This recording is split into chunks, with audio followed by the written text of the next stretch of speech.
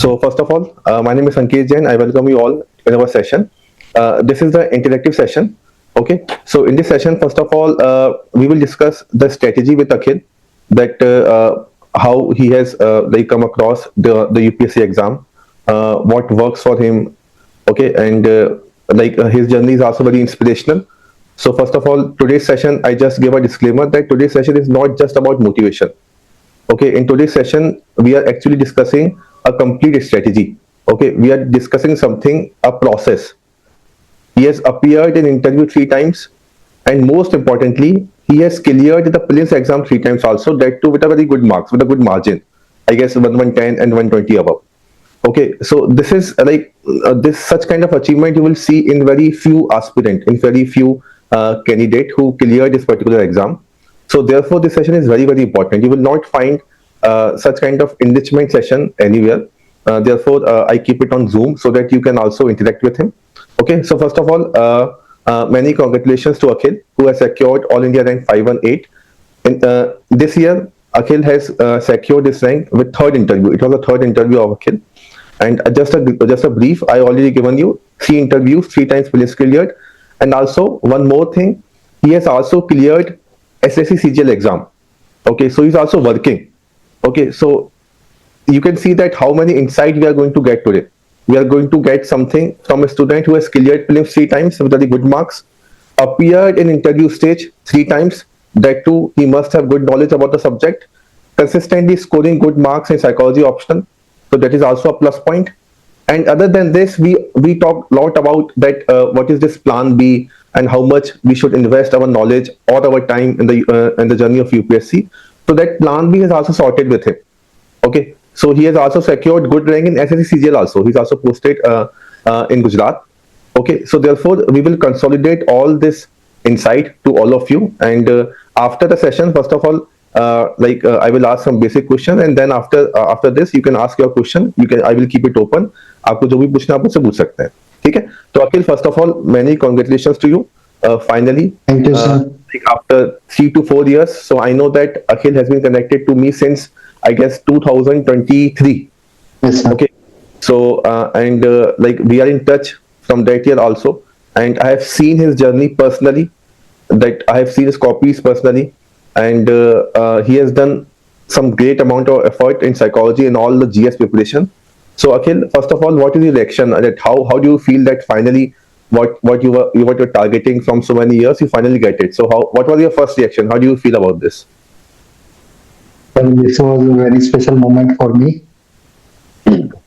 As you know, we have appeared like 3 times. I have given interview, and every time when you find your name in the final list, sir.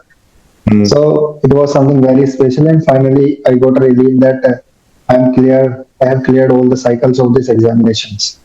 Okay. Yes, sir. Great. Akhil, so अब हम शुरू करते हैं. ठीक है, हम बिल्कुल ऐसे बात करेंगे कि अभी जो बच्चे हैं हम उनको कुछ 2 या 3 डिवाइड करेंगे. कैसे बच्चे जो बिल्कुल बेसिक तैयारी करना स्टार्ट कर रहे हैं, तो उनके लिए भी हेल्प होगी. दूसरा, ऐसे बच्चे जो तैयारी कर चुके हैं तो थोड़ा उनको एडवांस लेवल पे जाना है. और तीसरा, बच्चे जो होंगे जो फंस जाते हैं, मतलब मीन्स लिख रहे हैं बार बार और अपने मार्क्स को इम्प्रूव नहीं कर पाते हैं, तो आप तीनों को इंसाइट दे पाएंगे. और हम इसमें ये भी ऐड करेंगे कि प्लान बी कितना इंपॉर्टेंट है. जैसे आपने एसएससी का एग्जाम दिया था, प्लान बी कितना इंपॉर्टेंट है. और इसके अलावा जो बात रहती है कि प्रीलिम्स में बच्चे फंस जाते हैं, तो कैसे मतलब कंसिस्टेंट स्कोर आया, तो ये सब बातें हम इसके अंदर रखेंगे. So first of all, very basic foundation. अगर मान लीजिए कोई भी बच्चा है जो स्टार्ट कर रहा है अपनी तैयारी, okay, absolute beginner, okay, so what you will recommend? Psychology उन्हें कहाँ से स्टार्ट करनी चाहिए? क्या क्या बेसिक रिसोर्सेज उनको पढ़ने चाहिए? कौन सी बुक्स को फॉलो करें? क्या स्ट्रेटेजी रखें अगर कोई बच्चा स्टार्ट करता है अपनी प्रिपरेशन को? What do you think about this? Sir, मैंने भी मतलब मोस्ट ऑफ द प्रिपरेशन जब स्टार्ट की थी, मतलब सेल्फ स्टडी से ही की थी. इनिशियली तो मैंने भी कोई कोर्स वगैरह नहीं ज्वाइन किया था.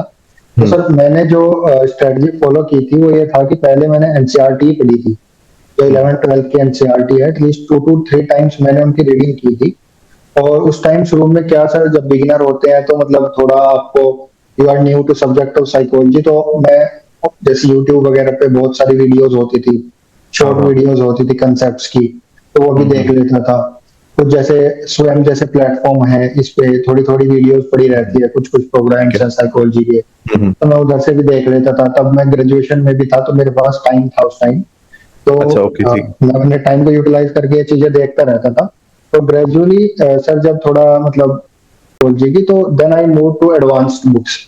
तो हम्म, मैंने सिर्फ एक ही बुक मतलब एडवांस पढ़ी थी, कि सबसे पहले तो मैंने बैरन ही पढ़ी थी हम्म, और पेपर वन के लिए।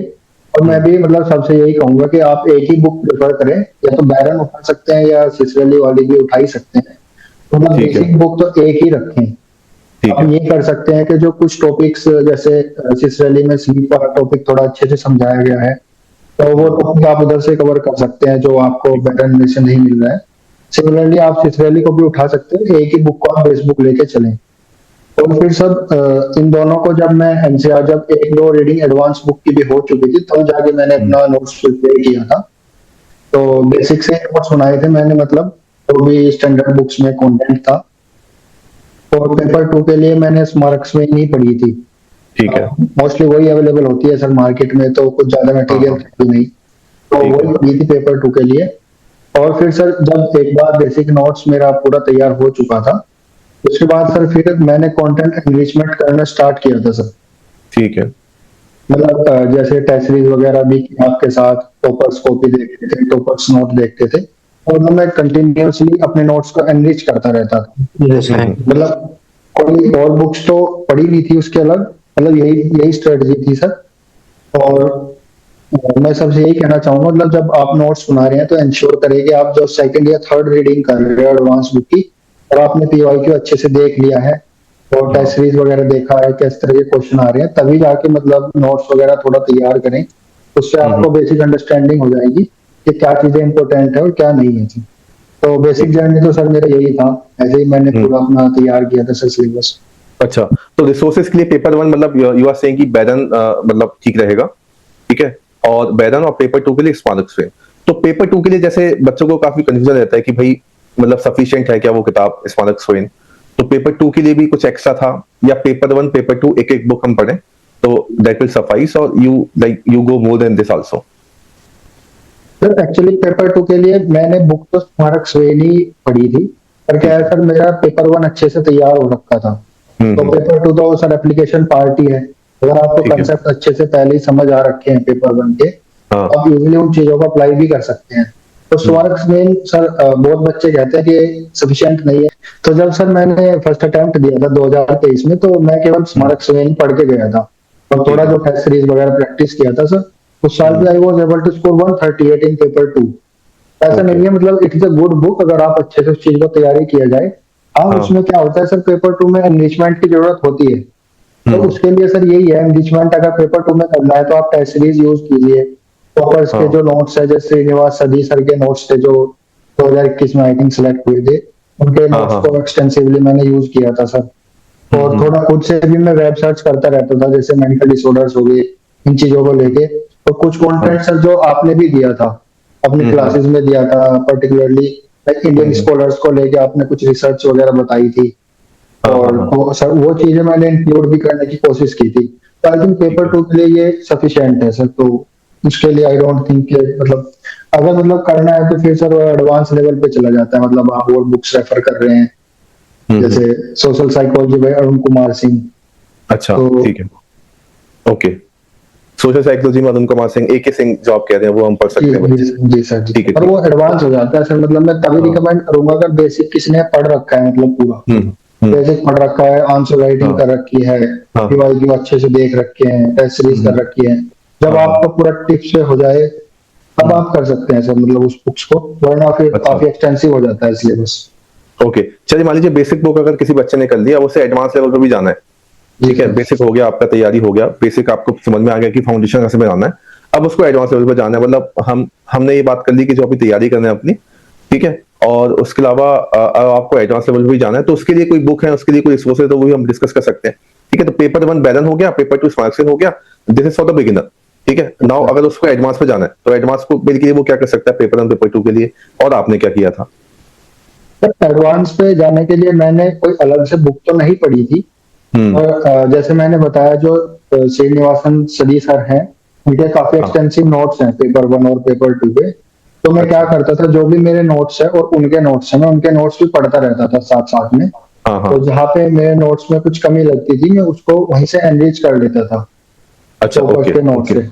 और दूसरी चीज सर, जैसे हम टेस्ट करते थे तो जो भी आप आंसर्स हाँ देते थे सर, मॉडल आंसर्स, तो हम्म, मतलब मैं कंटिन्यूअसली उस चीज को देखता रहता था। जैसे कोई थ्योरी होगी, हाँ उसका हाँ हाँ क्रिटिसिज्म मेरे पास नहीं था, या उसका एप्लीकेशन पार्ट मेरे पास नहीं था, मेरे हम्म, पास उसका डायग्राम नहीं था, तो मैं हाँ हाँ कंटिन्यूअसली उन चीजों को अपने उसमें ऐड करता रहता था अच्छा विद द अपने। Help of model answers okay yes sir, model answers. और हम्म उसके साथ साथ मतलब थोड़ा बहुत इंटरनेट का भी यूज कर सकते हैं, इंटरनेट पे काफी कंटेंट अभी है। पर ये हम्म, चीज तो मतलब सर बाद में ही हो सकती है, मतलब एनरिचमेंट हाँ लेवल हाँ पे जब पूरा बेसिक आपका अच्छे से हो रखा है। अच्छे से तैयार और होगा कुछ बच्चे सर इग्नू के नोट्स भी पढ़ते हैं। मतलब मैंने हम्म, तो कुछ एक दो टॉपिक्स के लिए पढ़े थे, जो स्टेटिस्टिकल वाला टॉपिक है सर, हाँ हाँ मतलब हाँ वो नहीं पढ़ पाया था मैं। मतलब हम्म। उससे भी बच्चे करते हैं वैल्यू एडिशन उस चीज के हाँ साथ। ओके तो मतलब एक जो कंफ्यूजन होता है बच्चों को कि मतलब क्या होता है ना कभी कभी देखिए अगर जब किताबें नहीं भी होती हैं तो भी बच्चों को एंजाइटी होती है कि किताबें नहीं है तो किताबें कहाँ से आएंगी। लेकिन अब रिसोर्सेज बहुत सारे हैं, हर एक टॉपिक की भरपूर किताबें हैं, तो बच्चों को ये भी एंजाइटी आ जाती है कि क्या क्या पढ़े। पेपर वन के लिए जैसे बैरन भी है, सिसरली हो गई, वेट एंड वीटन भी हो गई, हेलगार्ड एटकिंसन भी हो गई। लेकिन मुझे लगता है आपको आपके साथ डिस्कस करने के बाद I think one book is sufficient. आप या तो बैरन, बैरन आई थिंक मैं कहूंगा कि मैं भी रिकमेंड करूंगा कि आप बैरन के साथ में क्या होता है गिरीश्वर मिश्रा के साथ में एसोसिएट करके वो किताब है, तो उसमें आपको इंडियन इंसाइट ही मिल जाता है। तो that one book is sufficient, वो बच्चा अगर करे तो बढ़िया रहेगा। और smart strain definitely, and then they will go with value addition. आप इंटरनेट का इस्तेमाल कर सकते हैं। इसके अलावा अखिल एक इंपॉर्टेंट बात यह है कि देखिए आज के टाइम पे क्या है, चैट जीपीटी का भी बहुत यूज हो रहा है। तो जी लास्ट ईयर भी हमने कुछ बच्चों से बात की थी जिनकी रैंक आई थी, they also used chat GPT exhaustively. ठीक है, लेकिन अब तो क्या है वो एक साल में इतना चैट जीपीटी आगे आ गया कि अब आपको क्या लगता है कि उसका कैसे किस तरीके से यूज करना चाहिए बच्चों का इन टूडेज टाइम। एंड क्योंकि उसमें देखिए एक तो ये भी है कि अगर कोई डाल देंगे बच्चा तो वो रिलेवेंट है या नहीं ये समझना भी बहुत इंपॉर्टेंट है। तो उसको कैसे आपने यूज किया था क्या, या बच्चा अगर कोई यूज कर रहा है क्योंकि अब तो करेंगे बच्चे, तो उसका एक इंटेलिजेंट यूज कैसे हो सकता है। सर, मैं क्या करता था चैट जीपीटी के साथ, क्योंकि मेरा बेसिक सब अच्छे से तैयार था, तो मैं उस ठीक है पर वही चीजें मतलब सर्च करता था। या तो कोई पीवाईक्यू हो गया, मतलब हाँ जिसका हाँ मेरे पास कोई कंटेंट नहीं है, या तो मैं वो चीजें सर्च करता था चैट जीपीटी हाँ पे। और हम्म दूसरी चीज, अगर कोई टॉपिक है और मुझे लग रहा है कि मेरे पास उसको लेके कोई रेलेवेंट स्टडी नहीं है, या कोई हाँ एक्सपेरिमेंट नहीं है उस चीज को हम्म लेकर, तो मैं हम्म वो चीज उस पर सर्च करता था। और ओके तीसरी चीज, मैं उस पर क्या करता था सर, कि मैं उसको जैसे कस्टमाइज इंस्ट्रक्शन दे देता था कि आप किसी भी फील्ड में जब भी मैं क्वेश्चन पूछता हूँ, तो आप हम्म उसका जो इमर्जिंग ट्रेंड है उस फील्ड में वो भी बता दीजिए। जैसे अच्छा अगर मेंटल डिसऑर्डर्स पे है या स्लीप पे है, तो जो भी उस चीज का इमर्जिंग ट्रेंड है, मतलब वो एक दो कीवर्ड्स में वहां से भी उठा देना था। मतलब ओके मैं तो यही कहूंगा कि सर इस चीज को हम्म जुडिशियसली यूज करें। मतलब शुरू हाँ शुरू में काफी अच्छा लगता है कि हम डालते हम्म हैं कि रिसर्च आप बताइए, तो हाँ काफी हाँ सारी स्टडीज दे देता है। तो बहुत अच्छा हम्म, लगता है कि हमारे पास इतनी सारी स्टडीज आ गई है, बट हाँ हाँ हाँ वो याद करना बहुत मुश्किल हो जाता है सर। तो इतने सारे हम्म रिसर्चर्स हैं, इतनी आपकी बेसिक हम्म स्टडीज वो बहुत ज्यादा हो जाती हाँ हैं। हाँ तो हाँ हाँ उसके लिए मतलब प्रॉपर मेंटर भी आपके पास हो तो कहीं ना कहीं अच्छा रहता है। और हम्म मतलब आप उसी चीज को गैप फिल करने के लिए यूज करें। हम्म मतलब आप पूरा क्वेश्चन उस पर मत डालें कि आप पूरा उस पर ही रिलाई हो गए, मतलब खुद से हम्म ट्राई करें आप कुछ भी हम्म क्वेश्चंस को सोल्व करने की। और हम्म। मतलब ऐसे I think it can be used judiciously sir. Okay okay ठीक है फेयर इनफ। ठीक है तो आई थिंक ये अंडरस्टैंडिंग के बाद जो नेक्स्ट बात आती है, हमारे नोट्स तैयार हो गए। ठीक है आपने नोट्स तैयार कर लिए, बेसिक हमने पढ़ लिए। सबसे इंपॉर्टेंट बात जहां पर फंसेंगे बच्चे, आंसर राइटिंग प्रैक्टिस। क्या टेस्ट सीरीज मतलब क्या रिकमेंड करूंगा क्योंकि आप कैसे क्या बच्चों को करना है, तो लिखना कब स्टार्ट करना है। ठीक है एक तो टाइम देखिए, एक तो प्रीलिम्स मेंस का टाइम जैसे जब अब देखो ये तो टाइम और गैप कम होता जा रहा है। जैसे हम बात करें कि पहले के टाइम पर प्रीलिम्स और मेंस में गैप भी बहुत होता था, तो मतलब दिन अब वो कम होते जा रहे हैं। ठीक है तो टाइम अब कम है, तो बच्चा प्रीलिम्स के बाद लिखना शुरू करे टेस्ट, या फिर अपने आप को पहले से ही मेंस के लिए तैयारी करके रखे। साइकोलॉजी के लिए बात करेंगे हम उसी के लिए। ठीक है ये ध्यान में रखते हुए कि ऑप्शनल एक मेजर चंक होता है 500 मार्क्स का आएगा, और उससे मोर देन 50% भी आप स्कोर कर सकते हैं। तो उसको ध्यान में रखते हुए कब बच्चे को तैयार करना चाहिए टेस्ट लिखना, आंसर राइटिंग कब स्टार्ट करें, पहली बात तो ये। ठीक है दूसरा इसी में एड ऑन करते हुए, आंसर राइटिंग करते वक्त वो क्या टेस्ट लिखना स्टार्ट करे शुरू से, या फिर कुछ टाइम रुक के पढ़े फिर टेस्ट को लिखे। ये दो चीजें हाँ। सर, मेरा मानना है मतलब अगर आपको मतलब हाई स्कोरिंग आंसर राइटिंग करनी है, सबसे पहले तो आपको अच्छे से अपना नोट्स ही पूरा तैयार करना होगा। ठीक है। मतलब आपके पूरे नोट्स तैयार होने चाहिए, और हम्म, कम से कम अगर आपने नोट्स बना रखे हैं तो एटलीस्ट 2 टू 3 रिविजन्स जब आपका नोट्स का हो जाए, हाँ। तो आप आंसर राइटिंग की तरफ बढ़ सकते हैं। हम्म, जैसे अगर सर मैं पूरी साइकिल के हिसाब से अगर बात करता हूँ, हाँ। अगर हम लेके चलते हैं, लाइक मैं क्या करता था सर, जब मैं प्रीलिम्स नहीं हुआ था, हम्म, तो मैं क्या पूरा टॉपिक कंप्लीट करके सर पूरा साइकोलॉजी, तो मैं हम्म, कोशिश किया था कि सितंबर अक्टूबर के टाइम पे भी मैं एक बार टेस्ट सीरीज ज्वाइन कर लूँ, क्योंकि उस ओके। टाइम पे मेरा पूरा सिलेबस कंप्लीट हो गया था। हम्म, आई थिंक 2023 में मैंने उसी टाइम सर आपके पास ज्वाइन भी किया था टेस्ट सीरीज। हाँ, हाँ, तो क्योंकि अब मेंस और प्रीलिम्स के बीच का टाइम कम होता जा रहा है, मतलब हम्म, आप उसमें रिवीजन कर लें अच्छे से, वही हाँ, हाँ, मतलब बहुत होता है। इस बार हम्म, सर मैं खुद भी 3 से 4 ही टेस्ट लिख पाया था। हाँ, टेस्ट हाँ, सीरीज जब मैंने लगाई थी तो मैं भी ज्यादा नहीं लिख पाया था, तो हम्म, विंडो कम होने के कारण सर ये चीज तो होता है। तो मेरा हम्म, मानना है कि अगर आप प्रीलिम्स से पहले ही लाइक दिसंबर जनवरी तक एटलीस्ट हम्म, आप एक बार रिवीजन करके तो उसका हम्म, टेस्ट सीरीज वगैरह लगा ले तो अच्छा ही रहता है सर आंसर राइटिंग के लिए। हम्म, तो हाँ, हाँ, सर आंसर राइटिंग के लिए मतलब 3 4 चीजें हैं जो मतलब मैं कहना चाहूंगा। हम्म, सबसे पहले तो यही है कि आप जैसे डेफिनेशंस हम तैयार करते हैं, हम्म, तो डेफिनेशंस का बहुत रोल होता है। कोई भी इफेक्ट हाँ, है, फिनोमिनन है, हम्म, तो आप उसकी डेफिनेशन मतलब पूरा अच्छे से तैयार करें with the name of researchers hmm, जिसने भी वो डेफिनेशन दी है, हम्म, और एटलीस्ट वो उसके साथ एक एग्जांपल आप तैयार करके रखें, जो हम्म, आप उसी टाइम पे लिख सकते हैं, मतलब डेफिनेशन के नीचे लिख सकते हैं। हाँ, और ठीक है। दूसरी चीज है कि सर जैसे हम नोट्स तैयार करते हैं, तो अगर हम्म, मतलब कोई थ्योरी हमने पढ़ी है, तो मैं क्या करता था सर, जैसे कोई भी मेजर थ्योरी होगी, जैसे मैस्लो की थ्योरी होगी, फ्रूड की हम्म, थ्योरी होगी, या Isaac 2 factor theory of motivation होगी, तो जब मैं थ्योरी प्रिपेयर करता था तो मैं ट्राई करता था कि कोई भी रेलेवेंट डायग्राम या हम्म, चार्ट जो थ्योरी से रिलेटेड हो, उसका सपोर्टिंग एक्सपेरिमेंट जो भी है थ्योरी का, उसके सपोर्टिंग आर्ग्यूमेंट्स, उसके क्रिटिसिज्म्स, और उसके 1 से 2 एग्जाम्पल्स उस थ्योरी के, हम्म, और उसका हम्म, एप्लीकेशन पार्ट के, मतलब हम एजुकेशन सेक्टर में उसको कैसे यूज कर सकते हैं, हाँ, हाँ, हेल्थ केयर सेक्टर में उसको कैसे यूज कर सकते हैं, और हम्म, उसमें क्या क्या रेलेवेंट रिसर्चर्स के हम नाम डाल सकते हैं। और 1 से 2 लाइन का मतलब कंक्लूजन हमें जब हम note तैयार कर रहे हैं तभी तैयार करना पड़ेगा। ओके। उससे क्या होता है, आंसर राइटिंग में सर थोड़ा सा मदद मिल जाता है, इजी प्रोसेस हम्म, हो जाता है, हम्म, क्योंकि मोस्ट ऑफ द टाइम तो सर रिपीटेड क्वेश्चन ही रहते हैं, 60 to 70 हाँ, हाँ, परसेंट। हाँ, हाँ, तो अगर हम नोट्स को अपने इस एंगल से हम तैयार करें, आंसर राइट आंसर्स के हिसाब से ही तैयार करें, जैसे पीवाईक्यू में पूछे गए हैं, तो मेरे हिसाब से सर वो थोड़ा इजी प्रोसेस हो जाता है आंसर राइटिंग हम्म, का। ये बहुत बढ़िया इंसाइट मिला है हमें अखिल से। तो जितने भी बच्चे इसको नोट कर लें, ठीक है, ये मतलब किस तरीके से आपको नोट्स बनाने हैं और किस तरह से अपने टेस्ट को आपको यूटिलाइज करना है, ठीक है। तो ये बहुत इंपॉर्टेंट इंसाइट है। ठीक है, तो हमने अभी तक सब बच्चों ध्यान दें, एक बार हमने डिस्कस कर लिया रिसोर्सेज। आपके सबके क्वेश्चन अभी हम लेंगे, आप कहेंगे तो आपकी 1 to 1 बात कराएंगे अखिल से, उसकी कोई दिक्कत की बात नहीं है। मैंने चैट बॉक्स में आपके क्वेश्चन आ रहे हैं तो वो मैंने सबको लिख लिए, कोई दिक्कत नहीं है, अभी सबको क्लियर करेंगे। पहले मैं बेसिक चीजें क्लियर कर देता हूँ अखिल। लास्ट 1 2 चीजें मैं पूछना चाहूंगा, फिर then we will make it open to all.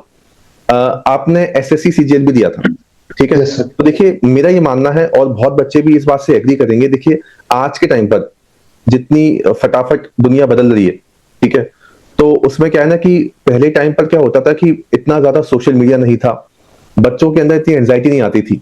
Okay, बच्चों के अंदर यस थोड़ा सा सर। मुझे लगता है कि पेशेंस भी उस वक्त रख पाते थे कि भाई हाँ, हमारे पास ऑप्शंस कम है। अब देखो, अब ऑप्शंस भी बहुत ज्यादा आ गए। तो सस्टेन करना तैयारी को बहुत मुश्किल हो जाता है, ठीक है। तो उसमें ना बहुत लोग बोलते भी हैं कि भाई प्लान भी होना चाहिए, प्लान भी होना चाहिए, क्योंकि यूपीएससी देखो अनप्रिडिक्टेबल है। ओके, तो इसमें 2 चीजें साथ में हम लेंगे। एक तो आपने जो सीजीएल का एग्जाम निकाला, वो भी इसमें भी आपकी रैंक मुझे एग्जैक्टली याद नहीं है, लेकिन उसमें भी आई थिंक आपकी रैंक अच्छी थी, जहां तक मुझे बताया, आपने बताया था। तो उसका कितना इम्पैक्ट पड़ा आपकी यूपीएससी की प्रिपरेशन का, ठीक है। तो साइकोलॉजिकल एक आपको स्टेबिलिटी भी मिलती है कि आपके पास एक प्लान है, आपके पास तैयारी है, आपके पास बैकअप है। तो वो आपने कैसे किया इसके साथ में, उससे आपको कितनी हेल्प मिली। और दूसरा फिर इसके बाद जो है वो हम प्रीलिम्स की बात करेंगे कि प्रीलिम्स में कि कैसे आपने उसको कैसे ब्रेकआउट किया। मतलब मुझे याद है कि मैं जब भी अखिल से पूछता था कि मतलब जो एग्जाम आता था, जैसे इंटरव्यूज का हो गया था पिछली बार, तो नहीं हो पाया था इंटरव्यू में, फाइनल नहीं आया, तो उसके 1 महीने बाद फिर प्रीलिम्स हुआ, उसके बाद हर बार अखिल का निकल जाता था। और मुझे भी हर बार श्योर था कि इसका निकल जाएगा प्रीलिम्स। तो उसको लेकर क्या है आपका कि every time you are cracking this exam with, I think that too also with good marks. I think 120 110 आपके मार्क्स रहते थे हर बार, ठीक है, तो ये दो चीजें और हम डिस्कस करना चाहेंगे। सर एसएससी सीजीएल का मैंने एग्जाम 2023 में दिया था। ठीक है। जब मेरा 22 का प्रीलिम्स नहीं हुआ था, मैंने उसके बाद दिया था इसका एग्जाम। तो सर सीजीएल का क्या था, अभी उसमें पैटर्न चेंज हो चुका है सर। हाँ। मतलब उसमें यही जनरल नॉलेज आता है, इंग्लिश आता है, रीजनिंग आता है और मैथ्स आता है। तो मतलब मोस्ट ऑफ द चीजें तो सर हम सीसेट के लिए पढ़ते ही हैं। ठीक तो है। मैंने सर उसके लिए क्या किया था, मतलब 1-2 महीने के लिए मैंने मतलब डेडिकेटेड उसके लिए प्रिपेयर किया था। मुझे याद है नवंबर दिसंबर के टाइम पे मैंने उसके लिए डेडिकेटेडली प्रिपेयर किया था। ठीक और है। वो मेरा हो भी गया था क्लियर, मतलब फर्स्ट अटेम्प्ट में ही। और मैंने वो इसलिए ज्वाइन किया था बिकॉज इतनी अनप्रिडिक्टेबिलिटी है UPSC, is a long journey. मतलब आप कभी किसी स्टेज पे रुक जाते हैं, आप कभी हाँ, किसी हाँ। स्टेज पे रुक जाते हैं, despite you are giving 100% of your potential. तो सर मतलब सबका अलग होता है, फैमिली बैकग्राउंड सबका अलग है, तो सबका मतलब अपना डिसीजन ले सकते हैं। तो मैंने सर, मुझे लगा कि हाँ कुछ बैकअप प्लान जरूर होना चाहिए, जिससे हाँ। कि मैं खुद की प्रिपरेशन को भी सपोर्ट कर सकूं और मतलब अपनी फैमिली को भी सपोर्ट कर सकूं। तो मैंने सर वो ज्वाइन किया था।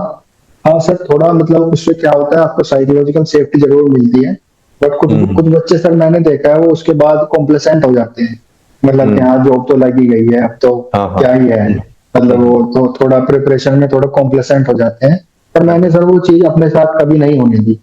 तो मैं क्या करता था, मतलब मेरा था कि रूटीन जॉब से आके भी 3-4 घंटे पढ़ना, और मतलब फिर मैं प्रीलिम्स और मेंस के टाइम में मतलब रिक्वेस्ट करता था, तो सीनियर्स थे काफी अंडरस्टैंडिंग थे, तो मतलब लीव भी दे देते थे थोड़ा, तो ओके। उससे भी मुझे मदद मिलता था। अब ये है कि मतलब कॉम्प्लेसेंट नहीं होने देना है अपने आप को। थोड़ा सा मतलब टाइम का तो पड़ता ही है सर, आप 8 to 10 आवर्स अपने ऑफिस में दे रहे हैं, टाइम मैनेजमेंट का रोल तो बढ़ ही जाता है सर। तो टाइम आपको जुडिशियसली यूज करना है। तो sir I think having a plan B is a good strategy according to me.